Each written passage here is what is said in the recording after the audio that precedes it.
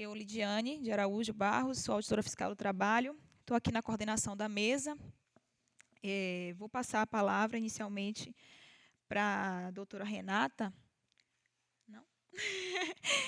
Então, doutor Murilo, né, para falar sobre as consequências da reforma trabalhista para as instituições de regulação do direito do trabalho, sob a perspectiva da justiça do trabalho. É isso aí.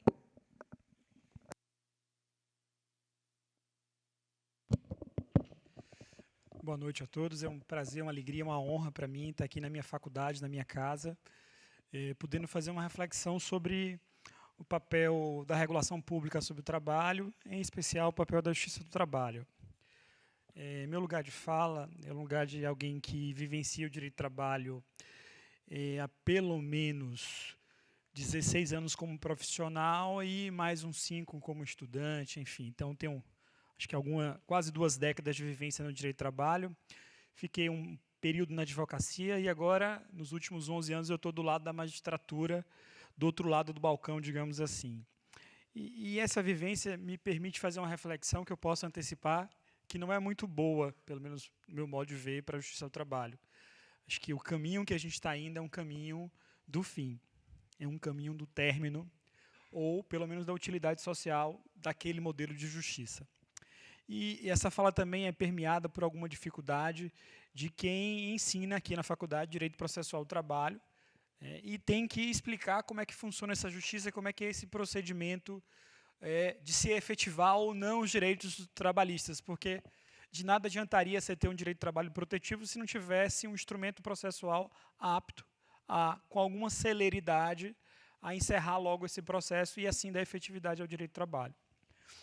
Então, vou tentar fazer essa análise focada mais na justiça do trabalho e vou começar falando sobre as promessas cumpridas e não cumpridas da reforma trabalhista no tocante à justiça do trabalho.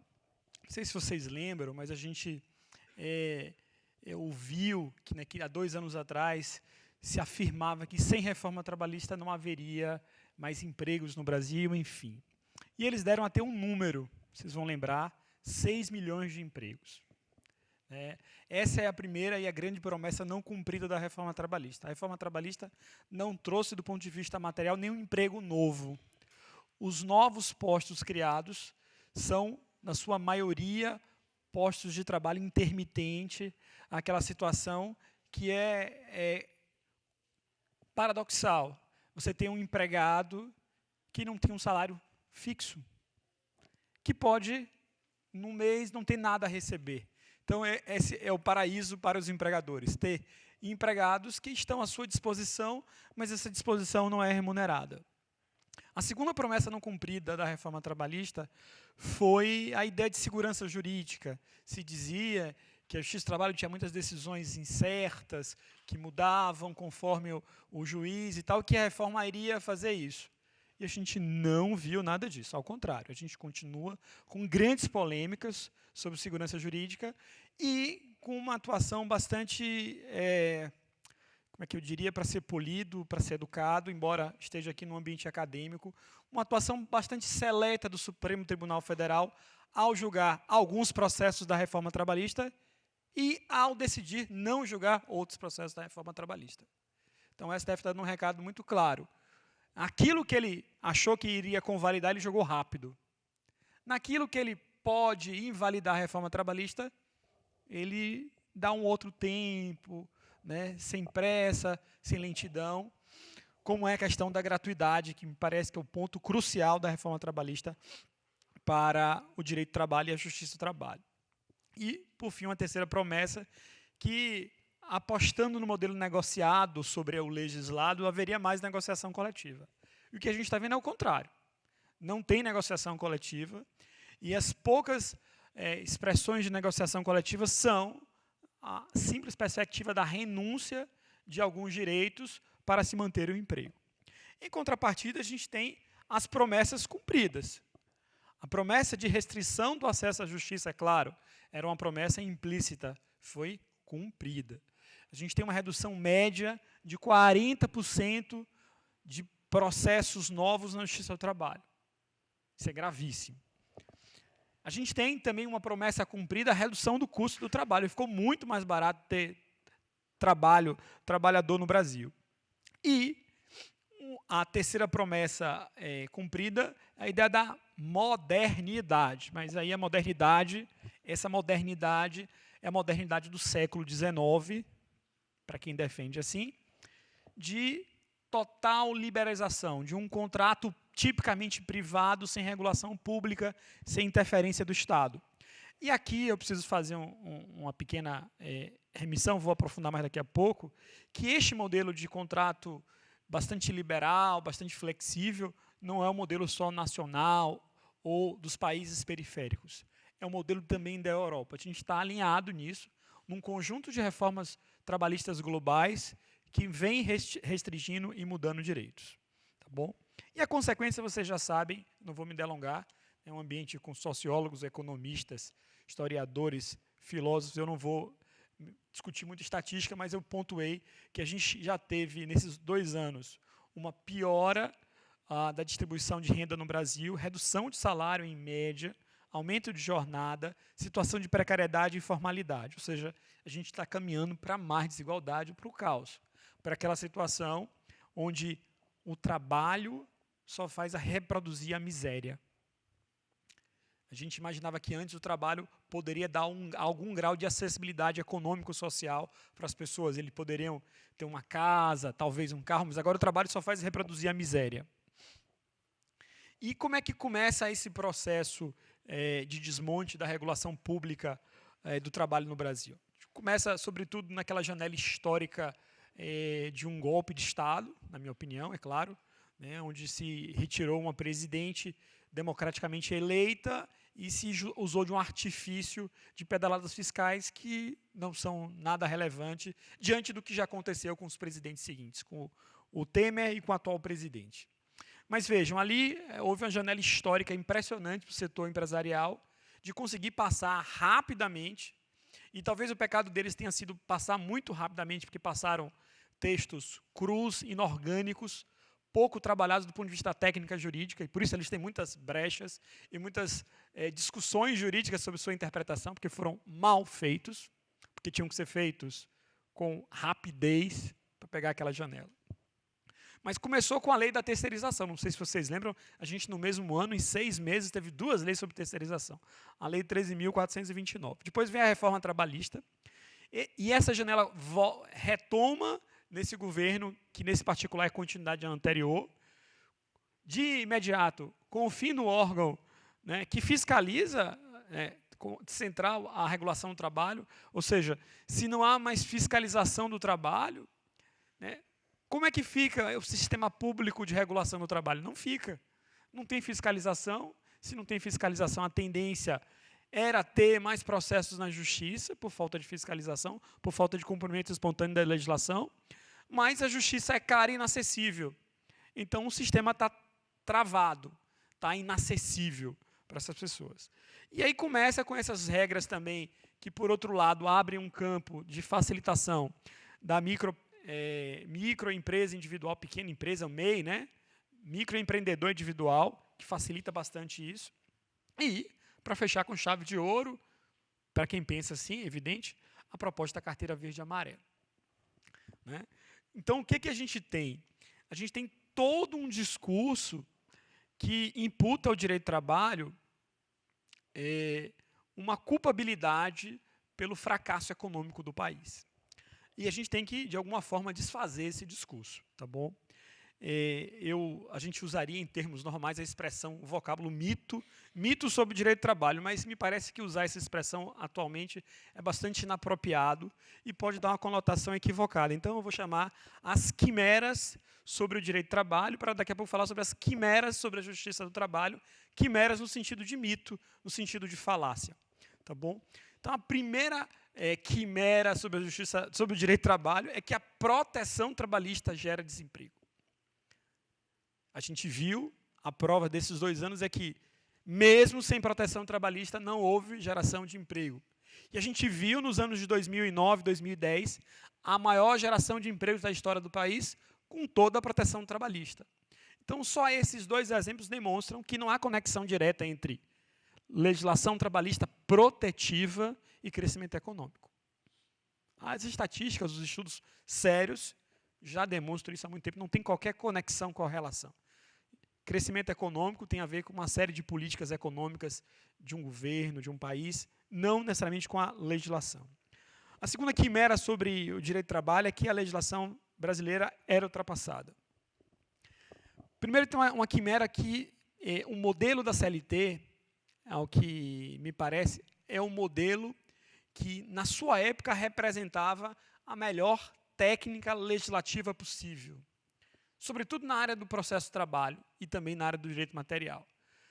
O modelo da CLT é um modelo cujos conceitos operacionais daquela lei são abertos. O modelo da CLT não é um modelo pautado pela tipicidade, por conceitos jurídicos fechados. Sendo conceitos jurídicos abertos, esses conceitos têm mais operabilidade, eles podem ser adaptados mais a novos casos. E, por isso, a CLT, apesar de relativamente antiga, 70 anos, né, 70 e poucos, ela tem um grau de operação muito grande, porque tem conceitos abertos. Por exemplo, o conceito de empregado na CLT, previsto no artigo 3º, não fala em subordinação jurídica.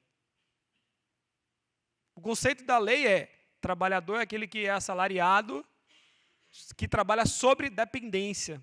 Essa expressão vaga, sobre dependência, permite uma série de interpretações, inclusive a dependência econômica, subordinação jurídica e outras afins. Então, ter uma legislação baseada em cláusulas gerais, conceitos indeterminados, é uma coisa boa para dar operabilidade, e a gente não valoriza isso.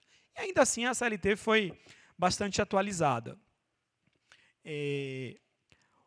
Outra coisa importante, que se fala que a saída para o modelo brasileiro seria a negociação coletiva e a negociação com o sindicato.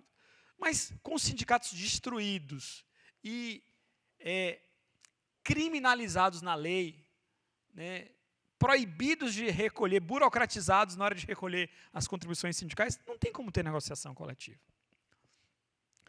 Bom, o que a gente está vendo no campo do direito material? Não vou me alongar muito nisso, porque eu sei que a doutora Renata vai falar. O que a gente está vendo é a adoção no Brasil do mesmo processo de reforma que acontece na Europa. Na Europa, quem acompanha o debate do chamado Livro Verde para modernização do direito do trabalho, percebe que o que se fez lá, o que se faz aqui, que se continua a fazer aqui, é criar na lei figuras precárias, desprotegidas. A gente tem uma mudança do perfil do direito do trabalho, de uma regulação pública, que antes era protetiva, para uma regulação meramente concorrencial, pautada exclusivamente na eficiência econômica e numa competitividade capitalista total. Né? Tinha uma citação aqui que eu ia ler, mas o tempo já está um pouquinho adiantado, então vou ler, porque eu acho que um professor da Federal do Paraná, o Sidney Machado, faz uma boa síntese.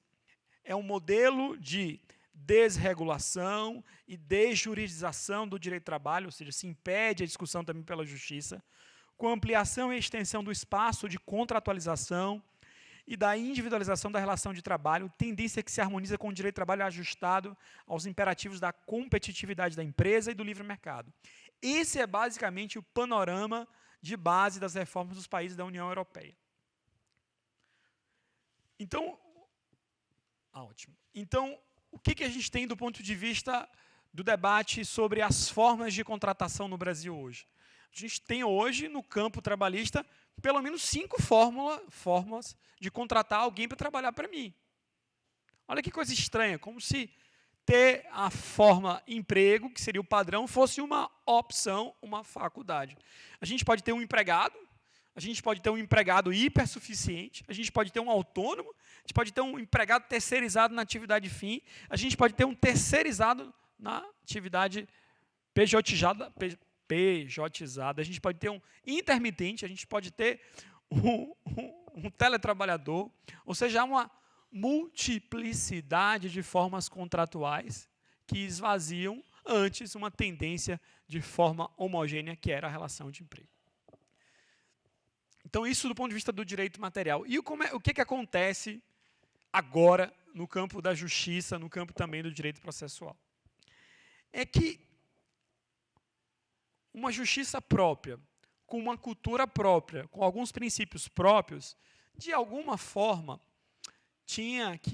vinha reproduzindo um modelo de direito de trabalho protetivo, embora já se fizesse muitas flexibilizações. Então era preciso, e é preciso para alguns até hoje, né, como o presidente disse na primeira semana de governo, que se ele tiver tempo, se ele puder, ele acaba com a Justiça do Trabalho, se destruir essa instituição, porque essa instituição não é eficiente. E um dos vários argumentos contra essa instituição são aquelas que a gente vai chamar de quimeras, para não dizer mito, sobre a Justiça do Trabalho.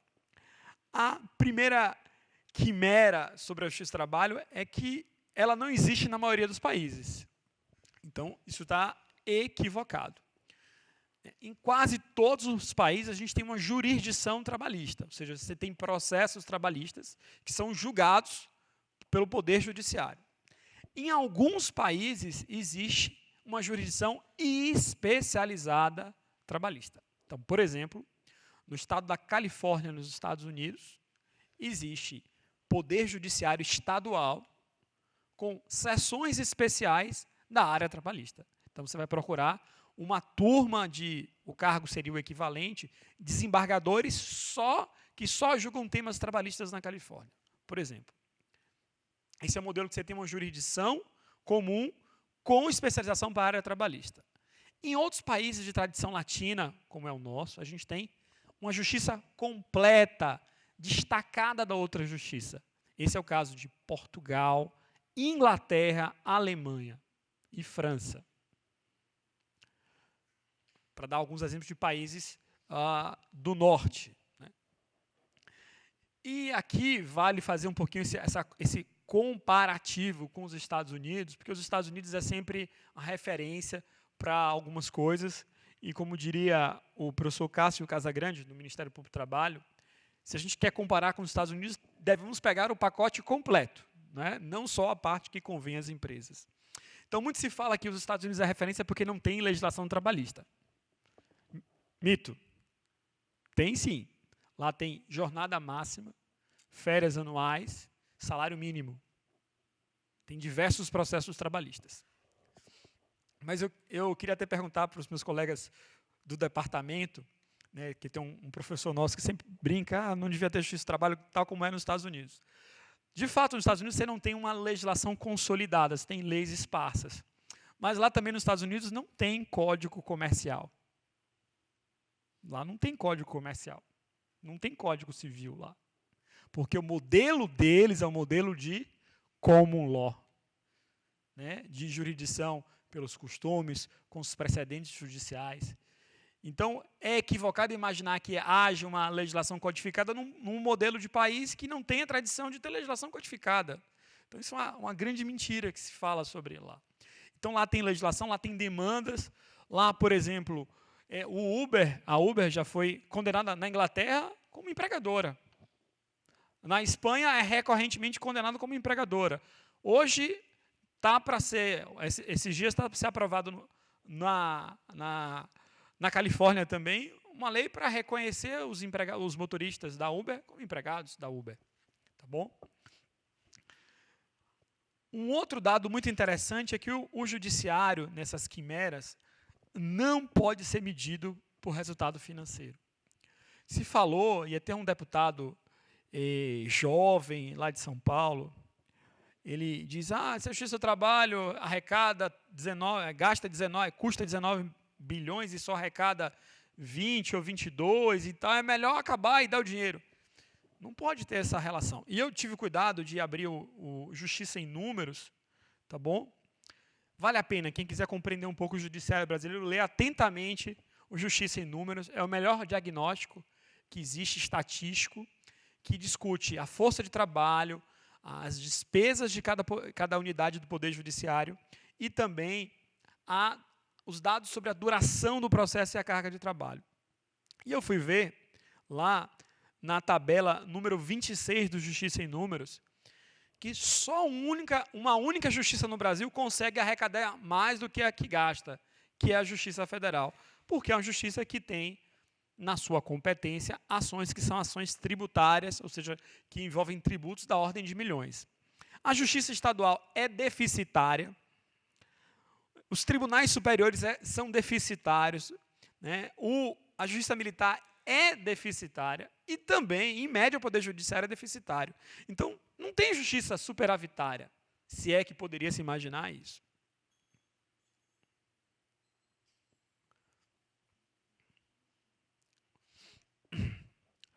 Uma outra argumentação que se faz contra a Justiça do Trabalho é que há excesso de ações judiciais e certa insegurança diante das decisões dos tribunais. Sobre essa questão de excesso das decisões judiciais, a gente teve até um problema do ponto de vista... aliás, um problema muito coerente com os dias de hoje, de informações sem verificação. Um problema que remonta como um pensamento construído cientificamente está sendo destruído, né? Porque a ideia de ciência é a ideia de verificação. Se as pessoas não querem verificação, não querem verdade, elas destroem, não valorizam a ciência, não valorizam a universidade. Então, veja, o ministro do Supremo Tribunal Federal repetiu num congresso lá na Inglaterra que o Brasil tinha 98% dos processos trabalhistas do mundo. E aí perguntaram, mas, ministro, onde o senhor apurou isso? Ele não soube dizer. Se fosse um aluno nessa faculdade falando isso no TCC, seria reprovado, porque não tem verificação. Porque isso é, no fundo, fake news. Então, vamos lá aos números, né, da Justiça do Trabalho no Brasil. Primeiro, olha que número interessante. Primeiro, no caso de casos novos por habitantes, que é um número bom que a gente consegue trabalhar a cada 100 mil habitantes, casos novos, a gente vai perceber o seguinte. A cada 100 mil habitantes no Brasil, nós temos 8.325 processos da Justiça Comum. É um número bastante alto, mas que mostra que a sociedade brasileira é uma sociedade que demanda bastante no judiciário. A cada 100 mil habitantes, nós temos 1.802 processos na Justiça Federal. E só 1.282 processos na Justiça do Trabalho.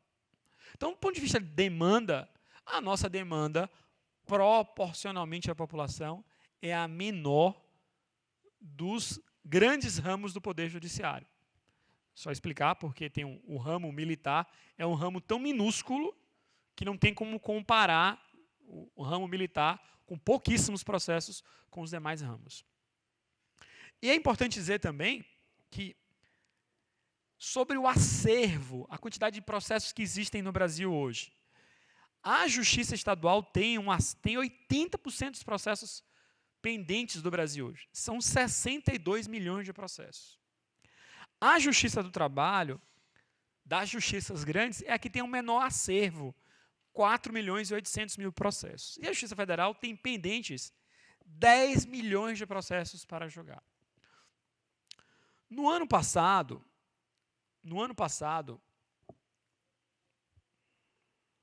só um minutinho, que eu estou procurando um dado exato para não incorrer em fake news, para não ser uma fala verificada. E estou dando a fonte, por favor. Justiça em Números, está disponível no site do CNJ, do ano de 2019.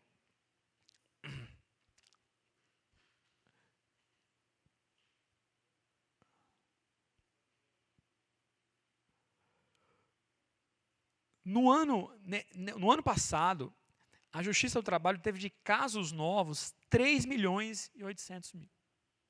É claro que a gente teve uma redução considerável. A gente tinha uma ordem aí de 4.800.000, perto de 5, e a reforma fez esse reflexo, né, dessa redução que, numa média nacional, deu de 30 e poucos %.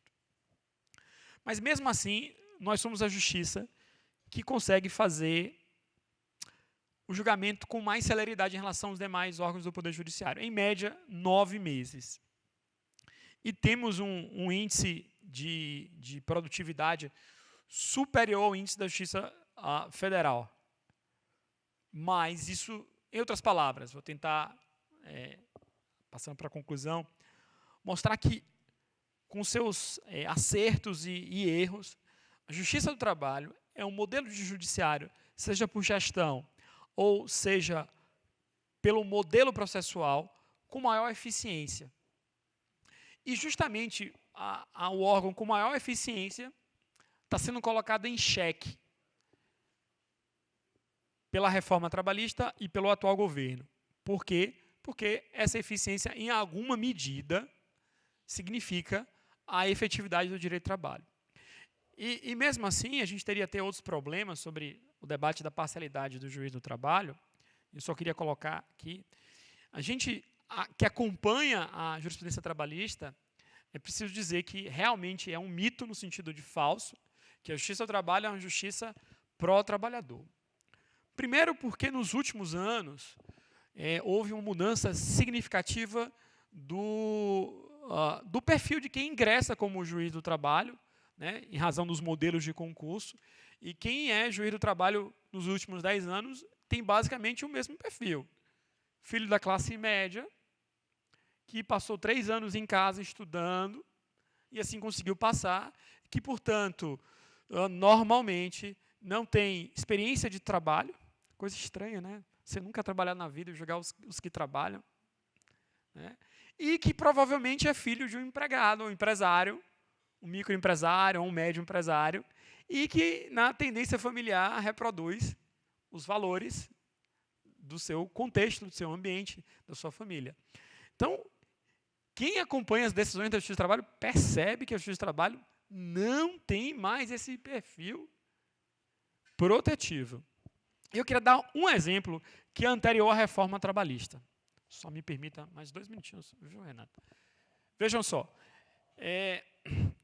Se num processo penal ocorrer uma situação onde 2 testemunhas forem convincentes para ambos os lados, que a gente chama de prova empatada, e o juiz tiver dúvida sobre a prova no processo penal, segundo a doutrina, né, o juiz tem que ser pró-réu. Por quê? Porque, diante de um empate, então, o julgador deve favorecer a parte numa situação assimétrica, numa situação mais delicada, mais vulnerável. Assim também ocorre no consumidor. Mas isso, desde a década passada, não ocorre na Justiça do Trabalho. O TST há muito tempo interpreta que não se aplica o princípio da proteção no campo processual. Então, há muito tempo a gente já incorporou uma pseudo-ideia de que, no âmbito processual, as partes são rigorosamente iguais. Isso é um pouco estranho, porque me parece que o processo judicial não emancipa economicamente ninguém. Pelo menos no início do processo, não. E a gente trata as partes como se pudessem produzir e ter a mesma aptidão probatória. E, para fechar mesmo, eu tenho muita reticência sobre o futuro da Justiça do Trabalho, porque com esse modelo de cobrança de custas e honorários, ontem eu fui fazer um acordo, eu não consegui fazer acordo num processo por causa dos honorários. O reclamante ganhou R$ 1.500 num processo, mas foi condenado a pagar R$ 1.400 de honorários advocatícios. Vocês têm ideia do que é isso? Ele ganhou R$ 1.400 e foi condenado a pagar R$ 1.500 e foi condenado a R$ 1.400. Ele tinha direito a R$ 111 de valor líquido.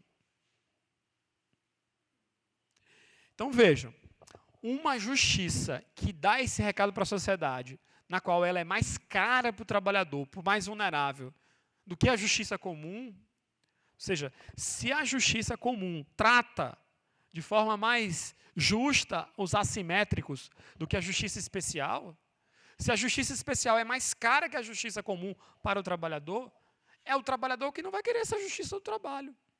Se essa justiça do trabalho não se justifica para ser diferente da justiça dos comuns, de fato não tem sentido ter uma justiça especial para tratar as partes como se fossem comuns. Então, assim sendo, do ponto de vista de médio prazo, e a gente, como tem uma eficiência muito grande, vai zerar o estoque processual em 3 anos, a gente vai zerar. Nesse ritmo, a gente vai acabar com os processos, não TST, Renata, mas na primeira instância a gente acaba com os processos em 3 anos. O que é que a gente não vai ter mais processo? Não tem mais processo, não tem mais estrutura. Então, se nada mudar, nós já botamos o primeiro pé no precipício. Obrigado.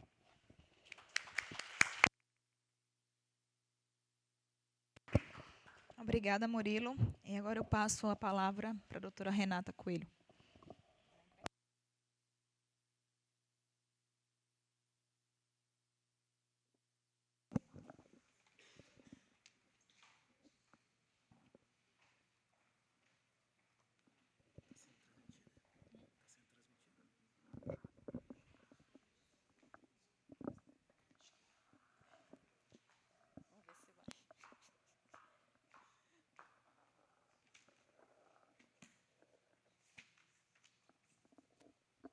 Ai, ai, ai.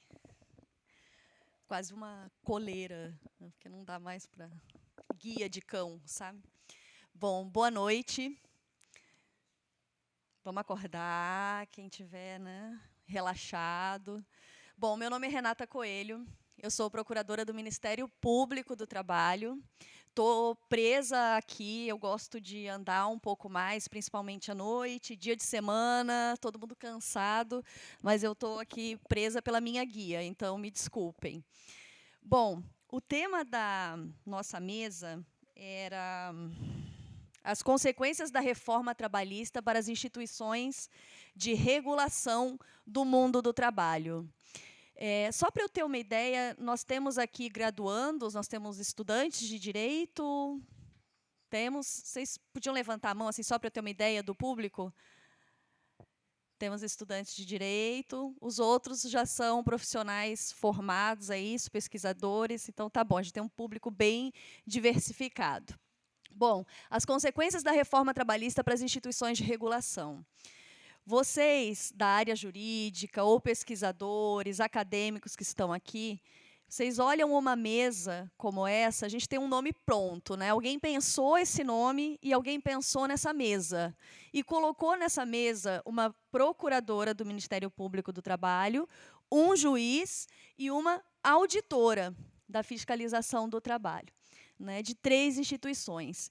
E nos chamou de instituições de regulação do mundo do trabalho. Vocês chegaram a refletir sobre isso?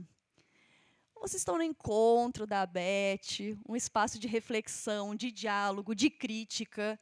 Vocês recebem um nome como esse, imagino que instigou algumas pessoas.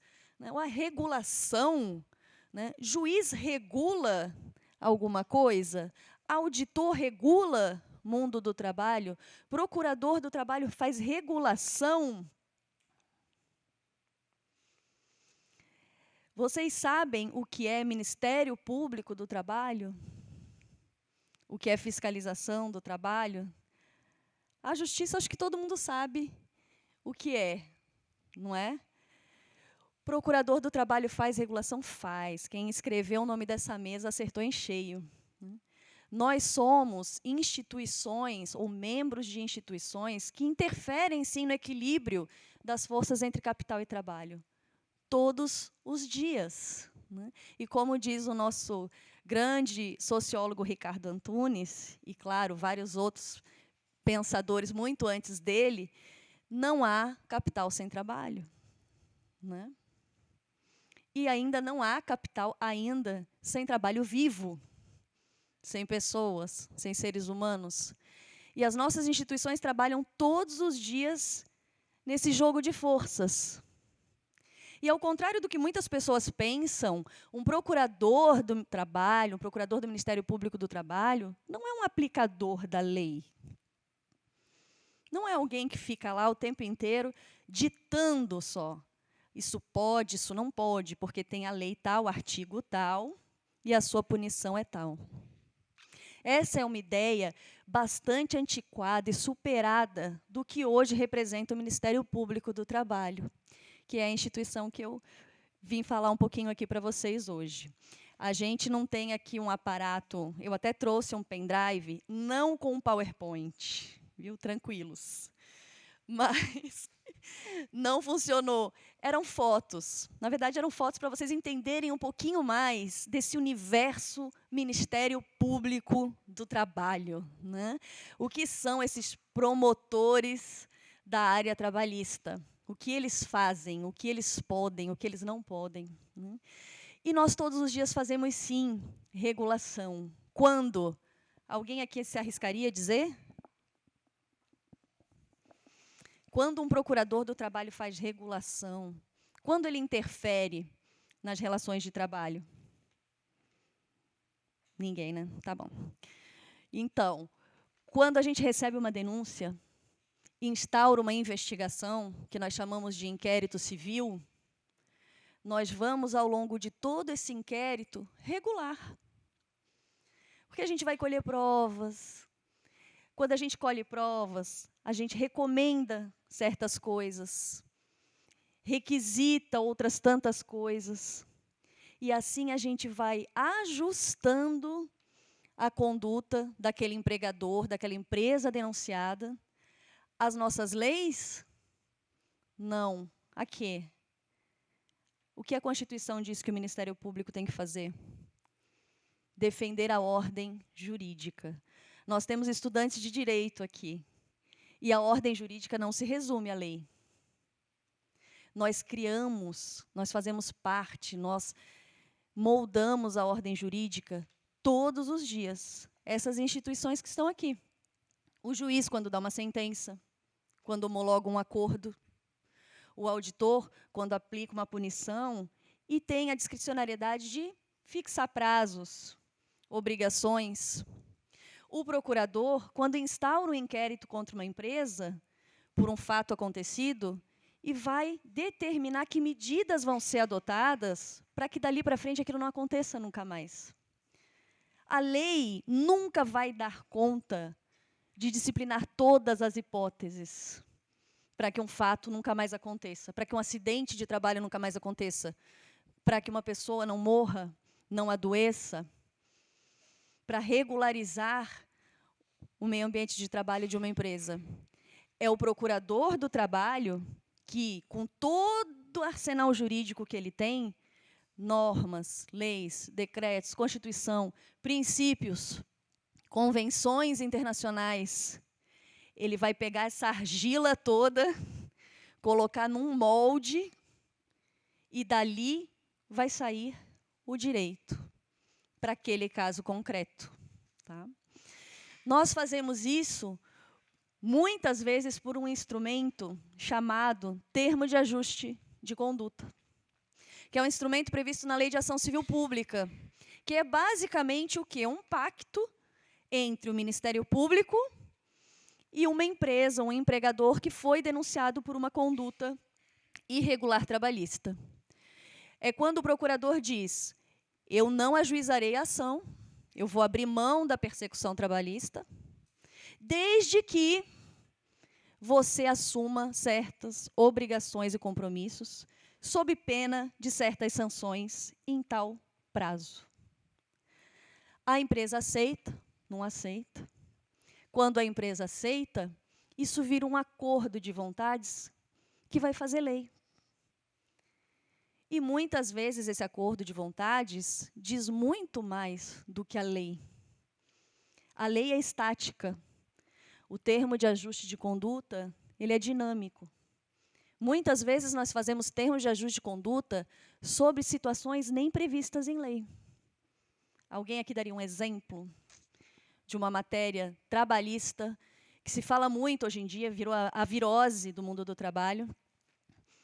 70% das últimas estatísticas que eu peguei minhas do ano passado, das denúncias que eu recebi de violações no âmbito trabalhista, tinham essa virose, que muitas vezes as pessoas não sabem o que é, mas sabem o nome e está lá na denúncia.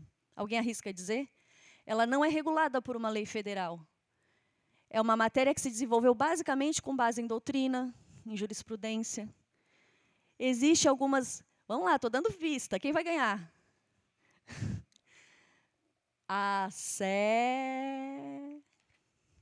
Por que ninguém tem coragem de falar? Primeiro, por que todo mundo sentou atrás? Eu não emito nenhum tipo de onda, assim, de raio, nada. Vocês podem chegar mais para frente. Assédio moral. Tá?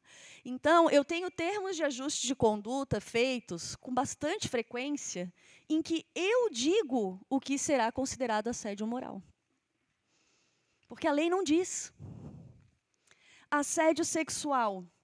Era isso que eu trouxe para vocês, não era PowerPoint. Eram algumas fotos de termos de ajuste de conduta boa parte de vocês nunca viu um, né? Só para ilustrar. Então, eu tenho o termo de ajuste de conduta em que eu digo, será considerado assédio sexual no trabalho, Por quê? Porque não temos uma lei hoje no Brasil dizendo que é assédio sexual no trabalho. Nós temos um artigo penal que diz que assédio sexual é crime, mas é um conceito desse tamanhinho, que requer hierarquia para uma situação muito restrita, que hoje não dá conta de 1/10 das situações, das hipóteses de assédio sexual que a gente lida nos inquéritos do Ministério Público do Trabalho. Tá?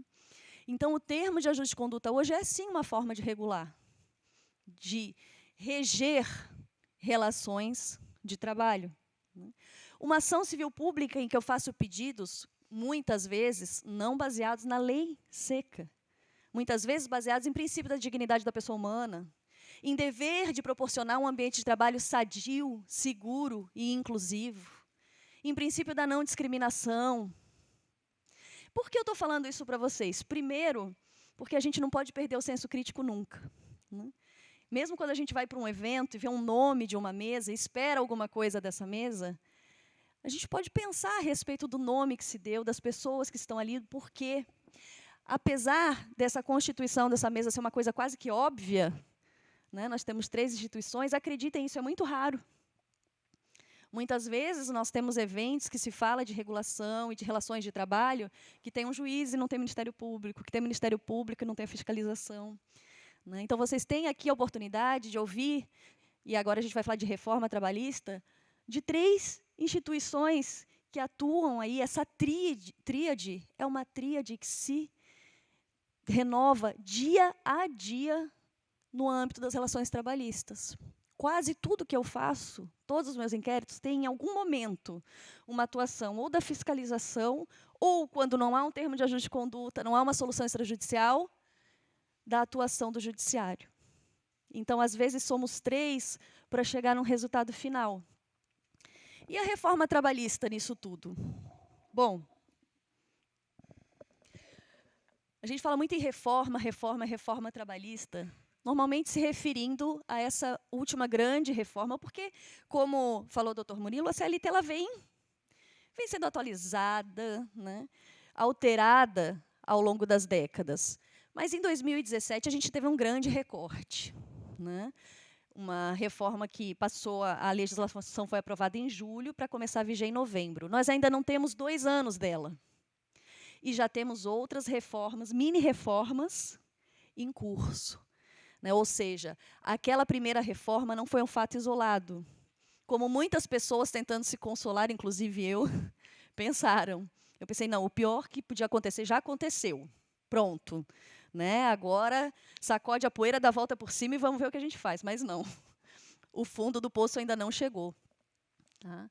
Então, essa reforma trabalhista ela vem fazendo alterações, até o que o doutor Murilo falou de quimeras, e de alterações sorrateiras, quase.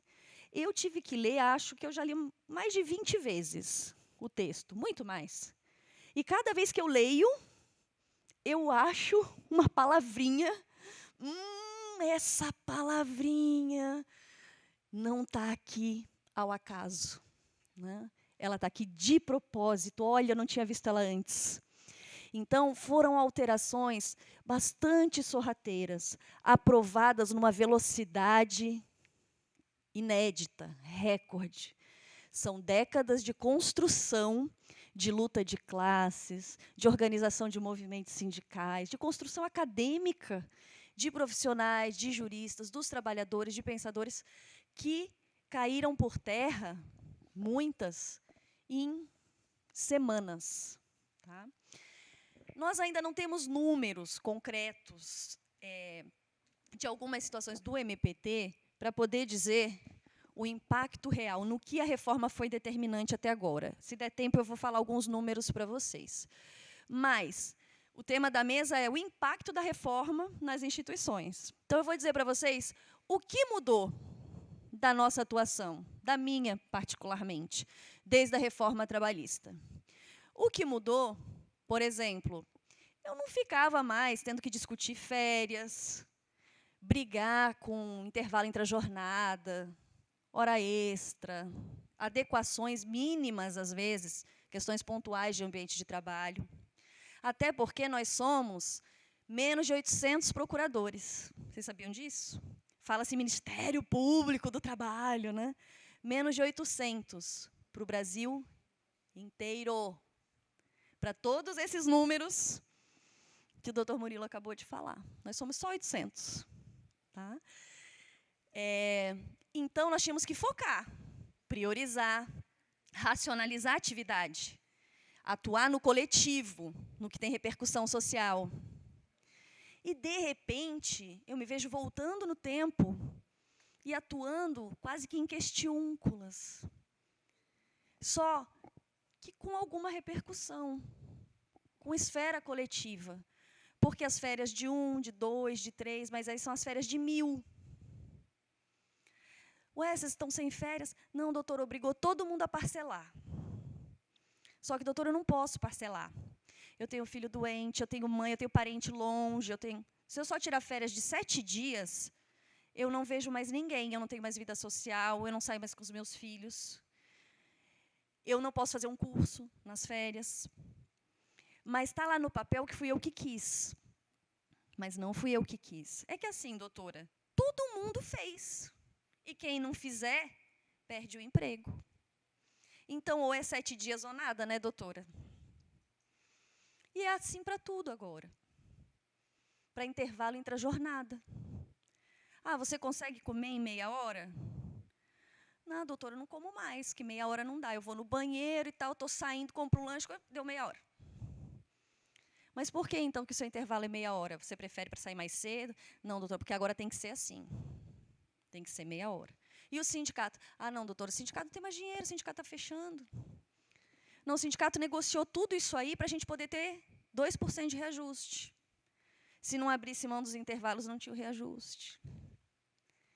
E aí, agora, a reforma trabalhista, a gente não vai ter tempo de esmiuçar algumas coisas, mas diz, por exemplo, que um acordo coletivo prevalece sobre uma convenção. Não importa se ele é melhor ou pior. O acordo entre o sindicato e a sua empresa vai valer mais que qualquer outra coisa, vai valer mais que a lei. Mesmo que ele seja pior. Antes, a norma dizia o quê? Que tinha que ser mais favorável. Aí tirou essa palavrinha mágica. Só isso que tirou. E mudou completamente. O negociado sobre o legislado. Diz o que mais agora a norma, reforma trabalhista? Que as convenções e acordos coletivos só serão objeto de análise da Justiça e de ações do Ministério Público do Trabalho para as questões formais, para vícios formais, sem que se analise mais o mérito das cláusulas. Mudou tudo. Porque o que nós mais fazíamos era discutir acordos e convenções no seu mérito. Quando eu tinha lá um acordo e uma convenção dizendo que a mulher ia ganhar diferente do homem, que não ia se respeitar a cota, que ia mexer em cota de pessoa com deficiência, de aprendizagem. Esse acordo é aquele que era passível da atuação do MPT e da Justiça. Hoje, tem toda uma discussão ainda constitucional sobre vários dispositivos, vocês sabem, né? Mas hoje é um tiro no escuro. Eu já entrei com ações anulatórias em que o juiz disse isso aqui não é mais passível de verificação judicial. E entrei com outras em que o juiz falou, não, isso aqui viola tal princípio e nós vamos sim analisar essa cláusula. Então, muito do que mudou na atuação do Ministério Público do Trabalho é que nós retrocedemos para discutir coisas que já eram pacíficas, ao menos naquele mínimo de proteção. Agora, o mínimo pode ser parcelado, o mínimo pode ser renunciado, o mínimo está sujeito a um recibo de quitação anual. Você chega para o trabalhador, o que eu mais vejo quando vou em empresas, quando eu pego a parte documental, é ver recibo em branco. O trabalhador assina quando entra na empresa, por ano inteiro. E agora a lei facilitou, porque diz que basta no ano quitando o contrato todo. Acabou. Nem ação judicial ele vai poder entrar mais depois para discutir quando ele for mandado embora. Tá? Então, aí a lei fala, olha, a reforma trabalhista vem e diz assim, não, mas nem tudo pode negociar. Nós também vamos prever um mínimo. Só que esse mínimo é tão genérico, se vocês forem ver os dispositivos do que não pode negociar, é 611 alguma coisa, diz assim, normas de proteção ao trabalho da mulher. E aí? O que é norma de proteção ao trabalho da mulher? Assédio sexual é proteção ao trabalho da mulher, já que 80% das questões de assédio sexual a vítima é mulher? Assédio moral é? Se eu mexer numa norma de telemarketing, em que 80% das funcionárias são mulheres, isso é violação a essa norma que diz que não pode negociar a norma de proteção da mulher? Eu vou me perder nessa discussão por anos, até conseguir dizer, não podia ter negociado isso aqui. E todas as normas que falam que não pode ser negociado são assim. Tem uma que diz assim, proteção da infância e adolescência. Aí, ou seja, não pode negociar normas de proteção da infância e adolescência, certo. Aí, nós temos hoje quase 2.000 normas coletivas, tá? Isso é uma pesquisa de uma auditora de Campinas, reduzindo a cota de aprendizagem. Nesse momento, virou uma febre, tá? Os sindicatos da empresa e do trabalhador sentam e dizem assim, o que vai ser moeda de troca aqui? Não, férias já parcelou, salário já está no mínimo. Vamos mexer na cota? Você tem que prever cota, não tem? 5 a 15% dos seus empregados têm que ser aprendiz. Ai, desgraça, tem que dar emprego para aprendiz. Responsabilidade social zero, projeto de nação zero. Né? Ok, vamos, intervenção mínima do Estado, tudo dá gasto, a gente quer gerar emprego, diminuir custo, aprendiz é custo. Ok, senta lá, vamos negociar a cota? Olha, dá o reajustezinho aí, que a gente vai dizer que a base de cálculo da cota não vai incluir essas funções aqui. Antes, a gente não tinha que enfrentar isso. Isso veio pós-reforma trabalhista. Aí a gente diz, não, mas a reforma diz que não pode negociar a proteção da infância e adolescência. Não, mas não fala em cota. Não está escrito ali cota, não está escrito aprendizagem, não está escrito profissionalização. Hã? E aí o que acontece? Eu, que estou há quase 19 anos no Ministério Público do Trabalho e nunca tinha precisado ajuizar uma ação civil pública, nem uma ação para anular a convenção coletiva discutindo cota, passei a ter que fazer isso. E nos últimos 6 meses eu praticamente só fiz isso. Ação, para anular. Por quê? Porque cota de aprendizagem, cota de pessoa com deficiência, não é algo que sindicatos. E pensa que uma pessoa que defende empoderamento sindical, a organização sindical. Mas se o Ministério Público tem limites para negociar, o sindicato também tem. Ele é titular de certos direitos. Ele vai sentar numa mesa de negociação para discutir direitos sociais que nem pertencem à categoria dele? Porque a cota não é do sindicato, é da sociedade. É de um projeto de Estado. É de uma política de Estado. E aí 2 entes sindicais sentam e dizem, não, para a gente essa cota não vai valer. Não importa que a OIT tenha uma convenção, que exista a Constituição. E aí, se eu vou anular, vai dizer, não, mas não pode analisar o mérito. Não fale em cota. Não fale em cota. A gente não consegue anular. Tá? O que mais mudou na minha atuação concreta?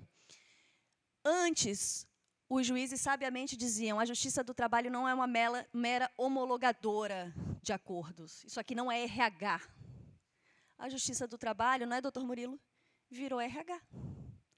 Porque agora existe a jurisdição voluntária trabalhista, em que 2 pessoas, a empresa pode chamar a Liz, fazer um acordo extrajudicial, dizer, Liz, você está na rua amanhã, não te devo nada, vou te pagar R$100, você assina aqui, a gente entra na justiça para homologar. Isso está acontecendo aos milhares, todos os dias. Antes, eu tinha que entrar na Justiça do Trabalho com uma lide, com um conflito de interesses. Não para ela chegar e homologar uma renúncia de alguma coisa. Então, nos últimos 2 meses, eu fiz 130 intervenções em ações individuais, pedindo para que o Ministério Público se manifeste em acordo extrajudicial. Que a empresa chegava, ela estava devendo 10 mil, chegava para o trabalhador, a empresa está fechando, não tem dinheiro, é 100 agora ou 10 mil nunca. Assinava e homologava. E o Ministério Público sem saber de nada. Isso acaba sendo uma lesão coletiva. E é uma lesão coletiva nova, que tem o timbre da reforma trabalhista. Tá? O nosso tempo aqui é muito curto, eu queria dar vários outros exemplos para vocês, mas, para dar alguns outros exemplos de atuação do MPT, a gente estava relembrando aqui, acho que é 2, não sei que tempo que eu ainda tenho, está acabando, mas o SBT, por exemplo, pré-reforma, semanas antes da reforma trabalhista, vocês lembram disso? Lançou uma série de propagandas dizendo o que o doutor Murilo citou aqui no início até. Se a reforma trabalhista não for aprovada, você vai ficar sem salário. Se as reformas não forem aprovadas, você vai perder o seu emprego. Isso em todos os programas carro-chefe da programação do SBT, que é considerado uma das emissoras mais acessadas pelas camadas inferiores da população, por quem não tem TV a cabo. Né? E eles ficaram por 1 mês e meio fazendo isso. Nós instauramos um inquérito civil contra o SBT, dizendo o quê? Dizendo que aquele discurso não era técnico. Que dados o SBT tinha para dizer que o país ia quebrar se a reforma trabalhista não fosse aprovada? Que você ia perder o seu emprego se não houvesse reforma da Previdência. Que o país ia mergulhar numa crise, num caos. Isso não é informação jornalística. Isso não é jornalismo. Isso é política partidária. E, pela nossa lei de imprensa, a imprensa não pode fazer propaganda político-partidária, salvo naqueles horários previstos durante a campanha. Com base nisso, nós ajuizamos, nós abrimos um inquérito, o SBT veio para a conversa, em 24 horas tirou todas as propagandas do ar, fez um termo de ajuste de conduta, e investiu o mesmo valor, nos mesmos horários, na contra-propaganda redigida por nós. Dizendo o quê para as pessoas? As reformas, não há provas de que a reforma vai acabar com o seu emprego, com o seu salário. Busque informação. Busque se informar sobre o que são as reformas e o impacto delas na sua vida. Tá? O SBT tinha gasto 5 milhões até aquele momento, para essas propagandas de 30 segundos. Teve que gastar os mesmos 5 milhões fazendo contra-propaganda. Outro tipo de atuação, a norma agora, a reforma trabalhista, diz que em dispensa coletiva o sindicato não precisa mais ser avisado. Não tem mais que negociar, um novo retrocesso.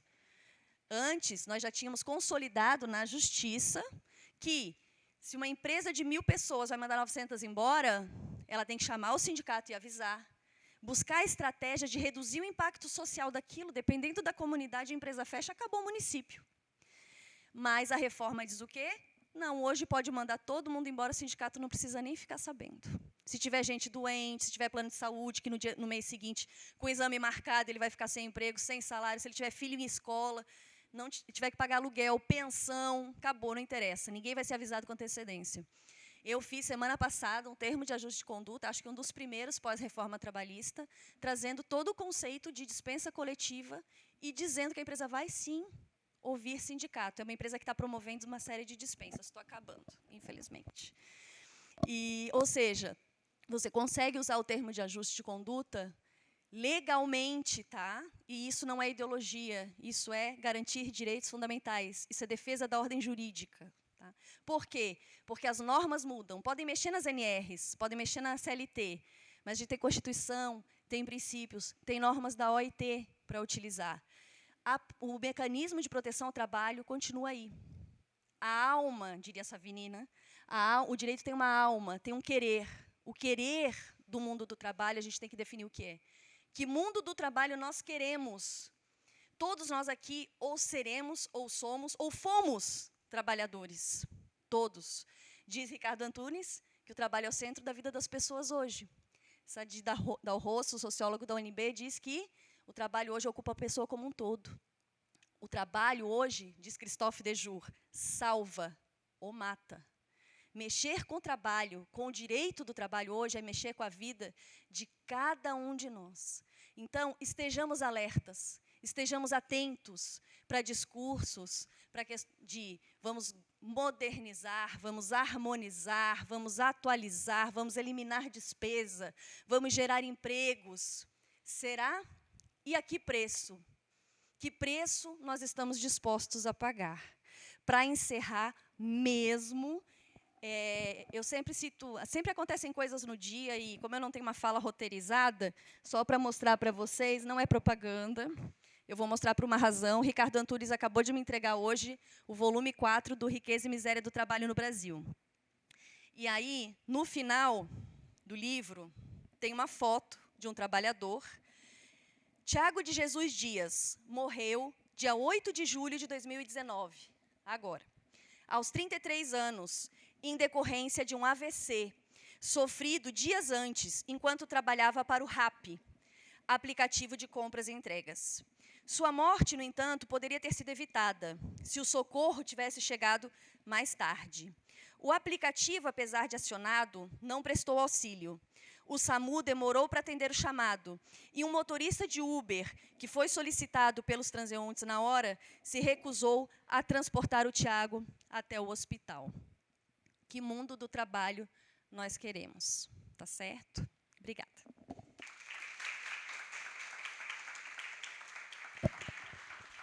Obrigada, Renata.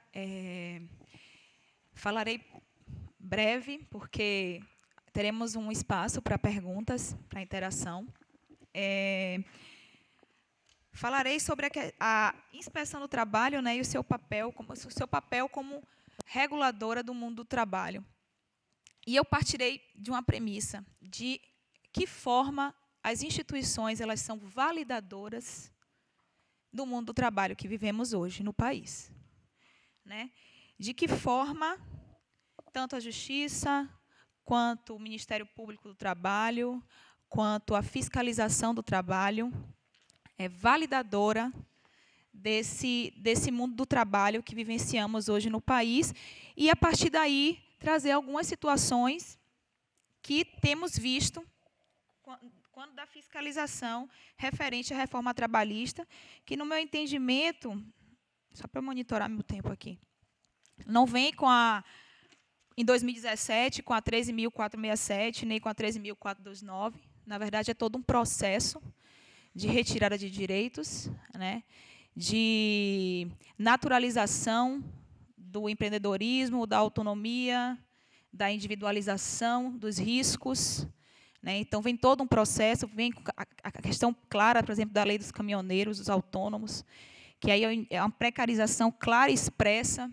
né, e da individualização do risco, e de que forma também a inspeção do trabalho ela validou essas situações, né? Porque se nós temos o poder de regular, de interferir, de mediar, e chegamos também ao ponto que chegamos, nós temos que fazer um pouco de autocrítica como instituição, como instituições, né?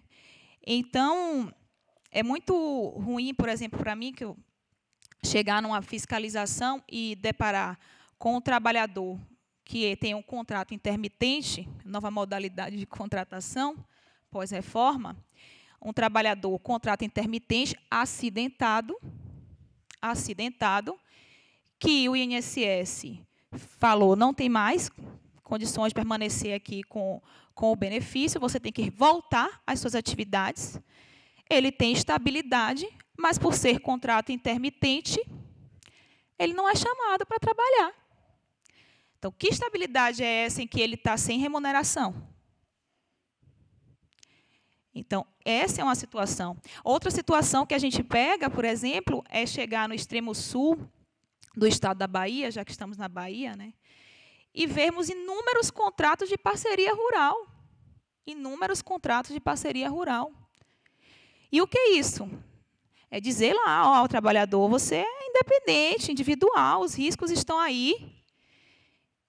E as instituições reguladoras do mundo do trabalho, de que forma validaram também a perpetuação dessa forma de contratação e possivelmente exploração do trabalho, né? É muito comum a gente se deparar quando a fiscalização do trabalho ela tem uma característica muito de ir a campo, né? É uma característica da nossa atuação, a gente encontrar situações de não ter o patamar mínimo civilizatório. Infelizmente, é muito comum. E, na Bahia, a gente tem visto que tem sido até assustador o número de situações em que o trabalhador não tem um patamar mínimo civilizatório. Só como você falou, Renata, a gente tinha, digamos assim, uma abertura maior quando da fiscalização para chegar e dizer, até para fazer mudanças no cenário, né? Só que hoje nós estamos sendo questionados por situações mínimas, como lavratura de auto de infração por não pagamento de salário. Como se uma autuação por não pagamento de salário fosse responsável por quebrar todo um estabelecimento comercial, toda uma estrutura empresarial. Né? Então, a fiscalização do trabalho pós-reforma trabalhista, e não pós-reforma trabalhista 2017, mas a fiscalização do trabalho nesse processo de mudança da legislação protetiva do mundo do trabalho e também de consolidação dessas novas formas de trabalho, ela tem sofrido baques diários. Posso dizer que são diários. Né? E culminou agora com toda a nossa angústia com a medida provisória 881, que estava em discussão na Câmara, que foi aprovada na Câmara de forma indiscriminada, com inúmeros, compilando várias intervenções lá dos deputados, que o Senado agora retirou, mas que ela pode vir, tudo aquilo que foi proposto na Câmara pode vir em forma de projeto de lei, e que institui a liberdade econômica de forma plena e que retira de forma significativa as prerrogativas da inspeção trabalhista no país. Sendo que nós já vivemos um cenário em que, segundo o IBGE, e que conforme saiu há uma semana aí na mídia, de 41,3% da população ocupada na informalidade. E sendo que a inspeção do trabalho só tem competência de atuação nos vínculos seletistas. Então, por si só, a gente vive uma realidade de diminuição do nosso poder de atuação no mercado de trabalho brasileiro. Né? Por quê? Porque a gente só tem o poder de intervenção quando da relação de emprego seletista, e as realidades que estamos encontrando hoje é de pulverização, principalmente com pejotização, com microempreendedor individual, com os contratos de parceria, que interfere diretamente na nossa atuação e na possibilidade de exercermos as nossas prerrogativas funcionais. Né? Então, é exemplo, por exemplo, de um embargo e interdição. Uma interdição é quando a gente paralisa uma atividade econômica, um setor de produção, um maquinário, em função de grave e iminente risco, ou quando do embargo de uma obra, certo? E que a gente tem essa prerrogativa em função das normas regulamentadoras, que hoje, no ordenamento jurídico, infelizmente e de forma questionável, só são aplicados para empregados seletistas, trabalhadores seletistas.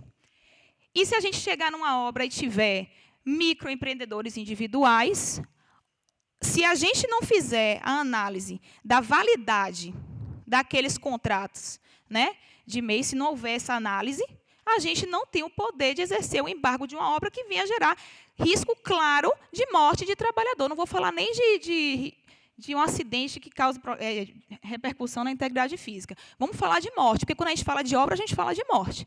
Queda de altura é uma realidade, acidente elétrico é uma realidade. Então, isso já demonstra que a inspeção do trabalho, Murilo, a gente sofre, porque você falou que não tem umas perspectivas para a justiça, mas a inspeção do trabalho ela tem sofrido por inanição. Né? Essa é a nossa realidade, que em um país como o Brasil, a extensão que a gente não tem 2.000 auditores fiscais do trabalho para atuar.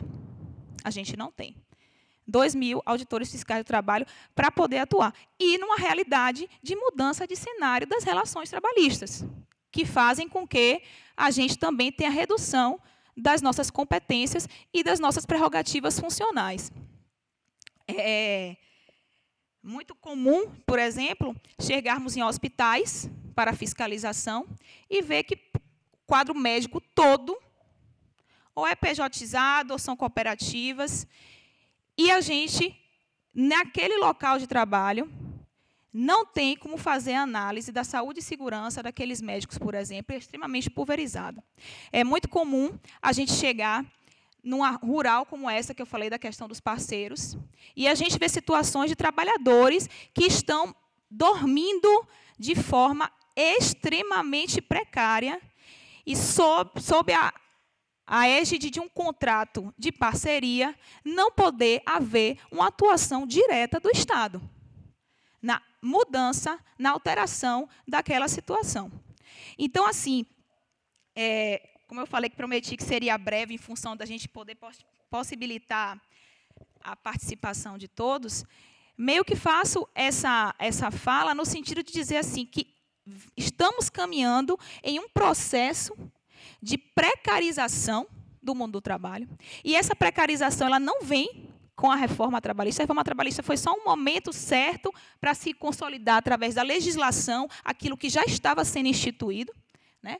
E agora a gente está vendo que as instituições que tinham supostamente o poder de regular e talvez minimizar os danos, elas vão estar sendo agora atacadas diretamente, porque é o único ponto que falta. Para a inspeção, infelizmente, a nossa realidade é de ataques diretos. E a situação agora que talvez seja mais complexa para a gente, como inspeção do trabalho, é que as normas regulamentadoras, que é a nossa, digamos assim, nossa atuação direta no mundo do trabalho para garantir saúde e segurança aos trabalhadores, aos empregados, está num processo de modernização, como é dito, né? Modernização, a passos largos, de forma assodada, normas regulamentadoras que foram construídas desde a década de 70, que foram passadas em suas alterações através de comissões tripartites e que estão sendo alteradas de forma apressada, principalmente a norma regulamentadora número 3, que é aquela que institui a nossa prerrogativa de embargo e interdição, que é de ação direta no meio ambiente de trabalho para garantir que as pessoas tenham, ao menos, direito a um trabalho digno, saudável e seguro. Então, assim, vimos com a MP 881, que agora chega e diz que a gente não pode nem fiscalizar, se não for mediante denúncia, situações de grave iminente, empresas que tenham risco 1 e 2, que é considerado de baixo risco, né? Viemos agora com a questão da NR3, que vai ser alterada ao ponto de praticamente impossibilitar que um auditor fiscal do trabalho lavre um termo de interdição e embargo. A gente vem com a mudança, a alteração e a consolidação na legislação dessas relações de trabalho que acabam interferindo diretamente na nossa forma de atuação, pois retira os vínculos empregatícios e seletistas. Então, a gente está sofrendo de inanição. Temos uma realidade de menos de 2.000 auditores fiscais do trabalho no país e temos uma realidade de sucateamento e diminuição de verbas para a fiscalização. Então, a reforma trabalhista, no sentido mais amplo, né, ela chega para apenas consolidar todo esse processo de desmonte da fiscalização trabalhista. Então, é isso, gente. Eu vou abrir espaço, porque já são 8 horas e 25 minutos, né, para quem quiser perguntar ou fazer alguma consideração em relação ao que foi dito. E só deixei aqui mesmo a interrogação do que está acontecendo, de quando é que a gente pode dizer que houve uma reforma efetivamente no mundo do trabalho e de que forma as instituições também elas participaram desse processo e de que forma as instituições agora estão sofrendo com toda essa realidade de retirada dos direitos sociais. Então, boa noite e obrigada a todos que assistiram e que ficaram aqui até o final.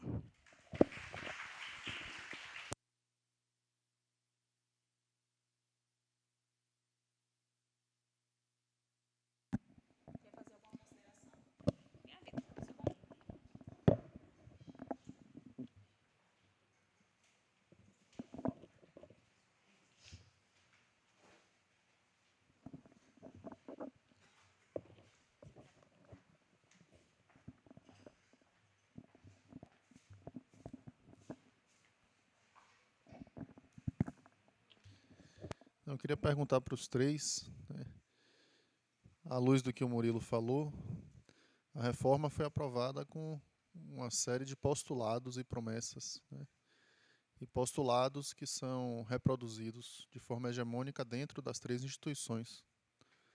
Queria saber como é que vocês pretendem trabalhar para que esses postulados, quiçá, sejam reduzidos entre os nossos pares.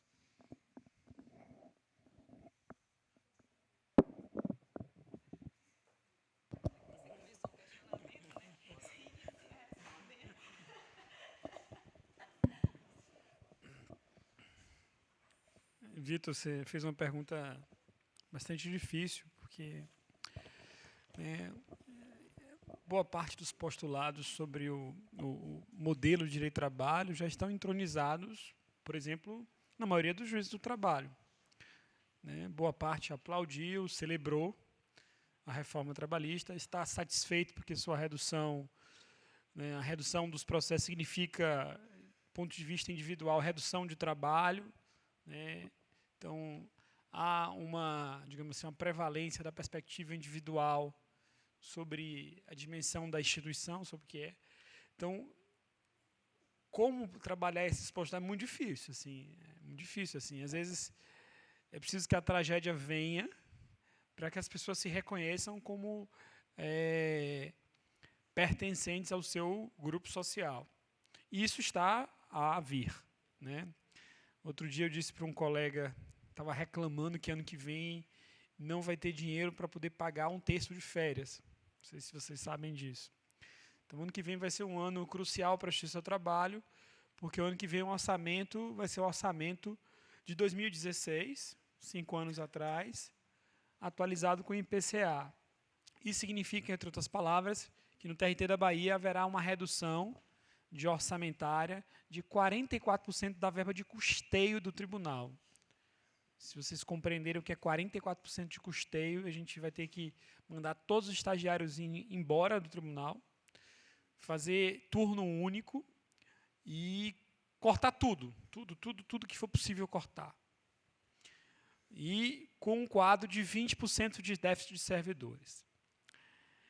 E, logicamente, quando eu falo de que o sujeito que celebrava a perda dos direitos dos outros, começa a perceber que esse movimento de precarização de direitos, logicamente, também vai afetar os servidores públicos. Né? Não seria diferente imaginar que os trabalhadores da iniciativa privada iriam perder os seus direitos e os servidores públicos iriam continuar num cenário, sim, sobretudo do judiciário, de uma série de direitos e, em alguns casos, até privilégios, né, demasiados. Então, quando esse sujeito começa a perceber que o próximo que vai dançar é ele, para alguns a ficha cai, para outros a ficha mesmo assim não cai, é isso mesmo, é do processo natural. Então, é muito difícil, eu acho que a gente devia repensar o modelo do Poder Judiciário do Brasil.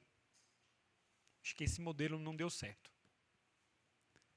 Acho que esse modelo, falo por mim, sobretudo, sem nenhuma crítica aos meus colegas, mas por mim, esse modelo de se esperar só 3 anos de atividade jurídica é um modelo fadado ao fracasso, porque muitos simulam, fazem um simulacro de atividade jurídica e não vivenciam. Eu acho que para compor o judiciário você tem que ter uma vivência, né? Você precisa estar do lado da advocacia, estar do lado do servidor.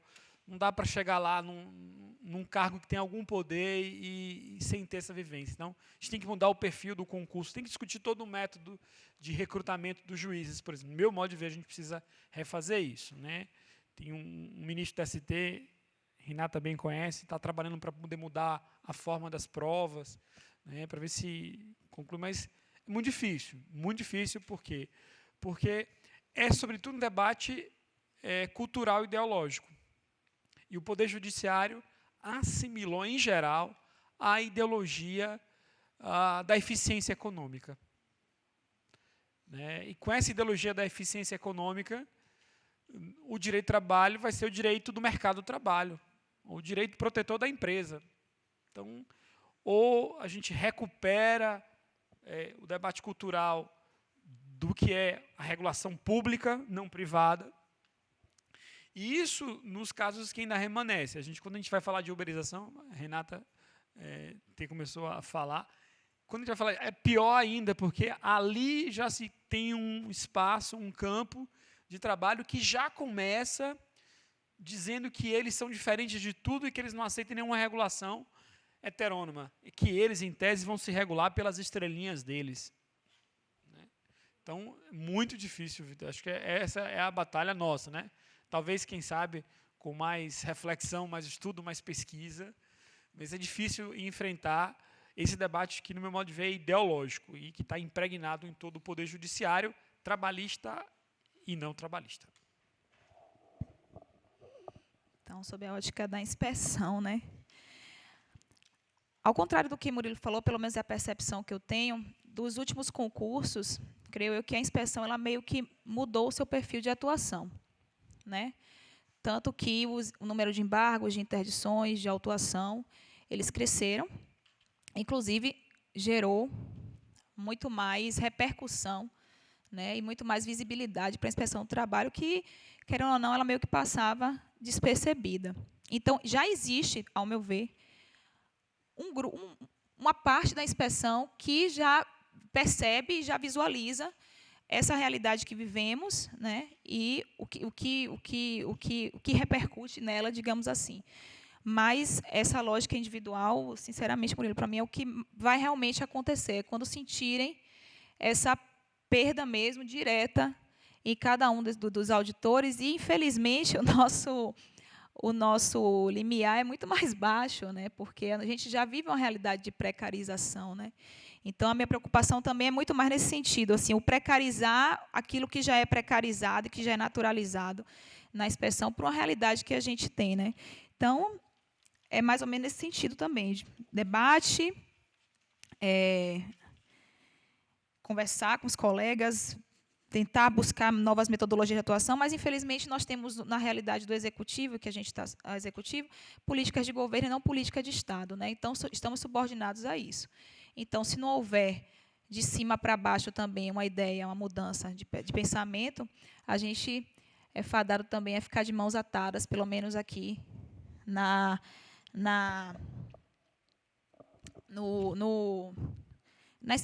superintendência, na fiscalização dos estados, né, enquanto não houver também uma mudança de pensamento de nível nacional, na Secretaria de Inspeção do Trabalho, eu não vejo muita perspectiva de mudança, não.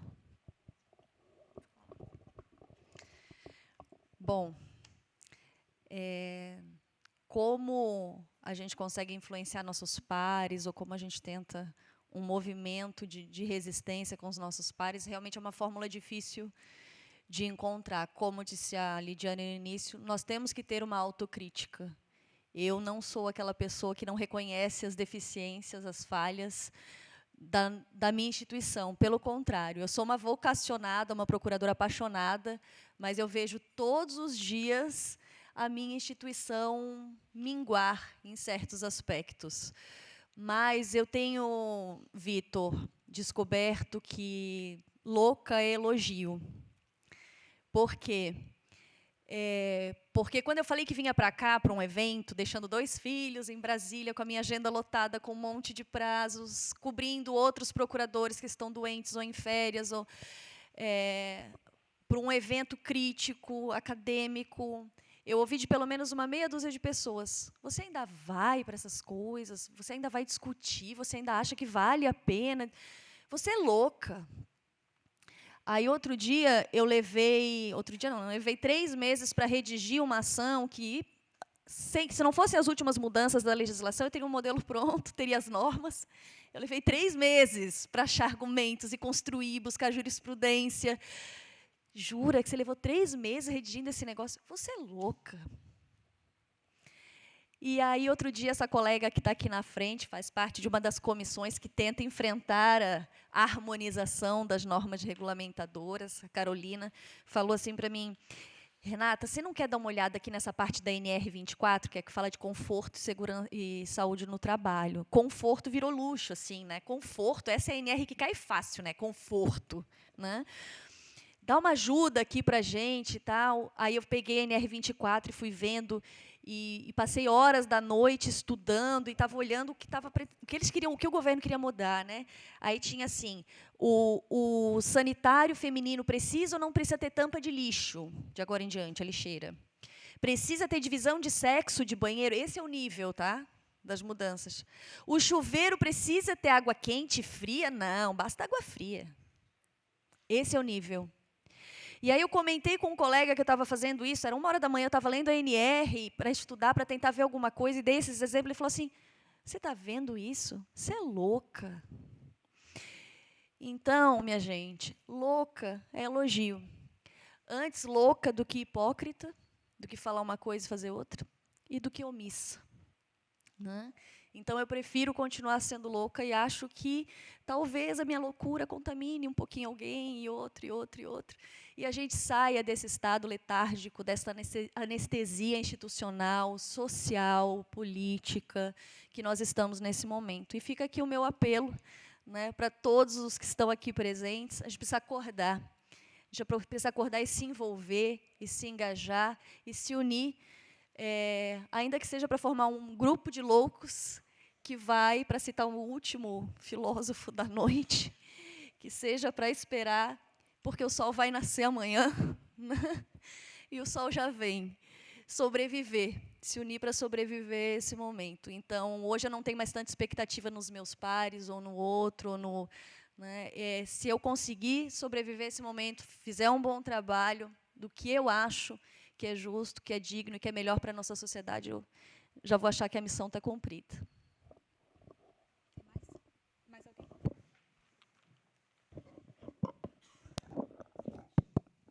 Boa noite a todos. Uma coisa que sempre me preocupou é que, tanto em eventos da academia, quanto em eventos das instituições, os trabalhadores nunca estão na plateia e também nunca estão na mesa, né? E talvez isso também tenha sido um dos motivos pelos quais os direitos trabalhistas e as instituições trabalhistas, elas não têm esse backup, né? Que possa dar suporte à sobrevivência dessas instituições, né? Então, a minha pergunta aí, dentro do espírito otimista de Renata, será que, se agora as instituições, né, à beira do precipício, como disse o Murilo, será que, se a gente não sentar com os movimentos sociais, com os sindicatos, né? Porque a nossa postura sempre foi meio de confiar desconfiando, né, dos sindicatos, né? Todas as três instituições, né, confiam desconfiando. Será que, se agora a gente não parar para sentar e conversar com eles e perceber que todo direito ele é sempre fruto de uma luta? Então, se as instituições agora dialogarem com esses movimentos sociais, quem sabe a gente não pode, né, ter um pacto amplo para novos direitos surgirem, ou preservação dos atuais direitos, ou sobrevivência das instituições. É isso aí.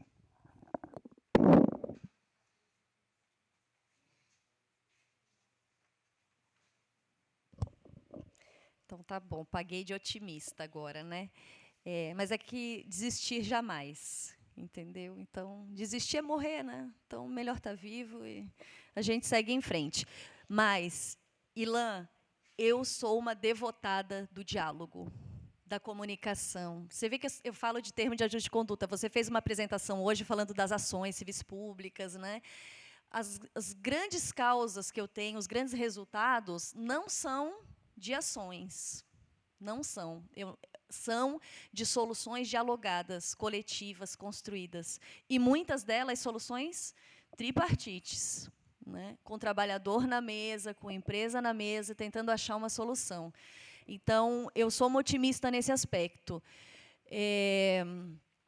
Mas, hoje, o fator político, eu acho que é um peso que nós não tínhamos há algum tempo atrás. Então, enquanto o MPT está fazendo cartaz e cartilha de trabalho infantil, sobre conscientização do trabalho infantil, aí a gente tem um presidente que fala para milhões, num segundo, que criança tem que trabalhar. Então, é um jogo de forças quase que cruel. A gente está ali imprimindo 1000 cartilhas.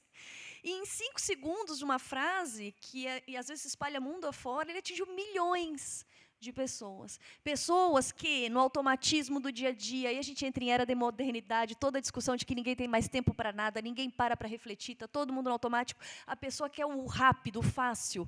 E é muito mais fácil o discurso. Isso aí, você tem que trabalhar mesmo. Isso é replicado, replicado, replicado, replicado. Enquanto eu vou levar meses e talvez anos investigando, entrando com uma ação para dizer para aquela empresa que criança não pode trabalhar. Então, esse é meu lado pessimista, né? Eu acho que a conversa, o diálogo, a conscientização, isso aqui, esse tipo de momento, chamar realmente o trabalhador, dizer, ei, escuta, é com você que estão mexendo, é com teu pai, com teu filho, com teu trabalho. Eu acho que isso, uma hora vai dar resultado, mas tem um ciclo histórico aí que a gente vai ter que vencer. Então, por isso que, nesse momento, acho que resistir e não desistir, esperar que o momento vai mudar, talvez seja um caminho. Ilan, a inspeção hoje ela tá numa linha de atuação totalmente oposta do que essa da proximidade com os trabalhadores, né? Na verdade, nós estamos vivendo cada dia mais um cenário de fiscalizações indiretas de saúde e segurança do trabalho. O que é fiscalização indireta? É aquela que o auditor não vai a campo, que o auditor notifica documento, né? Então, essa é a nossa realidade. É uma realidade que, se o texto MP 881, primeiro texto, vier com um projeto de lei, ela vai ser consolidada, porque ela vai priorizar os procedimentos eletrônicos de fiscalização e a utilização de inteligência artificial para a verificação, né? Então, é a retirada da auditoria fiscal do trabalho das frentes de trabalho, da proximidade e da interação, interlocução com o trabalhador, que eu acho que é um dos fatores mais importantes da inspeção, na sua atuação e tipo assim, até que muda também mentes dos colegas. Por isso que eu vejo que o perfil da auditoria é um perfil um pouco diferente do que o Murilo falou, muito em função dessa interação, desse dia a dia, né? E nós estamos numa linha diametralmente oposta dessa de interlocução com o mundo do trabalho, tanto da perspectiva dos trabalhadores e até mesmo da perspectiva dos empregadores. Acredito, sim, que seria uma das formas mais interessantes, talvez, para a gente poder estar resistindo, como fala a Renata, mas, em termos institucional, digo para você de forma muito clara que a nossa realidade é de afastamento do mundo do trabalho, afastamento da interação auditoria-trabalhador e, cada vez mais, o trabalho de escritório, através de fiscalizações indiretas e através da, como colocaram, inteligência artificial da inspeção do trabalho. E também, na nossa realidade de quadro reduzido, é o que mais vendem, no sentido de que a gente fazendo assim, a gente chega mais nas empresas, quando, na verdade, não. Quando, na verdade, vamos ser, mais uma vez, validadores, né? É a instituição reguladora que está validando toda essa realidade das relações de trabalho no país. A questão do diálogo social é um pouco complicada no tocante ao Poder Judiciário, porque haveria, em alguns momentos, um problema de imparcialidade, de envolvimento prévio. Então, a gente lida com isso de um outro modo, sabendo separar os planos. Então, o tribunal não faz diálogo social do ponto de vista dessa concepção de estar dialogando, estar construindo um movimento, não. Isso o tribunal não faz e reserva isso para que, caso qualquer situação como essa seja demandada perante esse tribunal, o juiz que assim for eletronicamente escolhido por sorteio, como é o nosso sistema, para julgar aquele processo, ele não tenha um envolvimento prévio, tá bom? Mas a gente faz, enquanto associação de magistrados, aí um trabalho associativo, né, de defesa do direito do trabalho, porque nossa associação, a AMATRA, tem a compreensão de que só haverá justiça do trabalho se houver um direito do trabalho de caráter protetivo. Então, a gente faz esses espaços de diálogo muito segmentados, por sinal. Às vezes tem um espaço do diálogo do Fórum de Trabalho Infantil, o espaço de diálogo do trabalho seguro, o espaço de diálogo do combate ao trabalho escravo. Mas a gente não tem, talvez, como a doutora Renata falou, um espaço para discutir o mais básico hoje, como direito à sindicalização, né, questões, problemas coletivos. E aqui a gente teve até um período, não foi, Vitor, que a gente sinalizou que faria uma espécie de fórum interinstitucional para tentar pensar em saídas macro para os problemas trabalhistas. E parece que esse fórum hoje ele é urgente, né? Então, em que medida os sindicatos podem, querem, a AMATRA, associação, não tribunal, provavelmente quer, embora do ponto de vista interno há uma resistência grande a isso, boa parte dos juízes considera que a defesa do direito do trabalho não é papel da justiça do juiz do trabalho, né? Porque o papel do juiz de trabalho é defender, abre aspas, só a justiça do trabalho em si, ponto final. Se vai ser um direito civil do trabalho, se vai ser um direito protegido do trabalho, isso é uma opção do legislador, de plantão, né? Então, é algo bastante difícil, né? E fazer com que as pessoas, nesse mundo de virtualidade, de conexão, né, presencialmente estejam conectadas, não é fácil, né, com seus interesses contrapostos e também com algumas ressalvas, né? A gente tem instituições, teve um certo período em que a justiça desfazia o trabalho da fiscalização do trabalho. Né? Então, a gente tem algumas pendências, né? Tem algumas pendências históricas que têm rusgas aí nessa situação.